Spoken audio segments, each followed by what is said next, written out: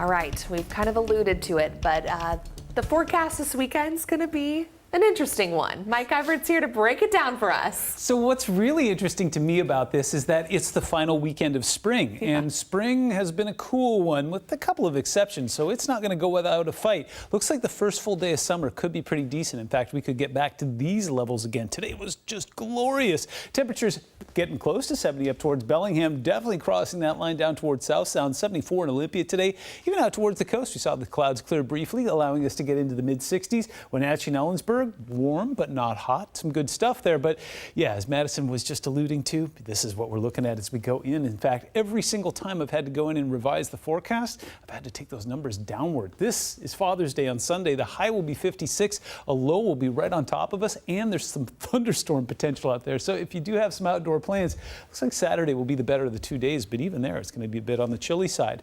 A little rally on Monday before another system cools us once again into the upper 50s, and then it looks like spring will go into the rearview mirror. So how do I put a pretty red bow on this? I know we talk about the drought potential. Finally, well, we got the new numbers today, and they're not great. Now, of course, they're not horrible either. There's no reds on here, but we have been seeing more of that yellow color kind of expanding across not only western Washington, but out towards the Olympic Peninsula. In fact, as you take a look at some real hard data here, there's a lot of it. Kind of makes your eyes glaze over, but all you need to know is this, is that we're running at a pretty heavy-duty deficit, despite the fact that we did have a fairly active winter out there. So to have some cool temperatures and some moisture this weekend is actually a really nice blessing, even if it's got a gray wrapping on it.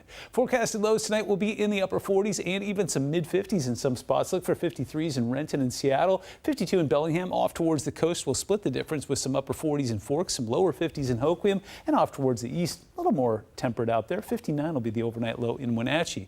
Since we're looking off towards the east, that's one of the places you'll find some warmth tomorrow. 82 will be the high in Wenatchee. Meanwhile, the rest of us will stay in the mid to upper 60s. Look for a high of 68 in Seattle, 60 in Forks, and 61 in Hoquiam.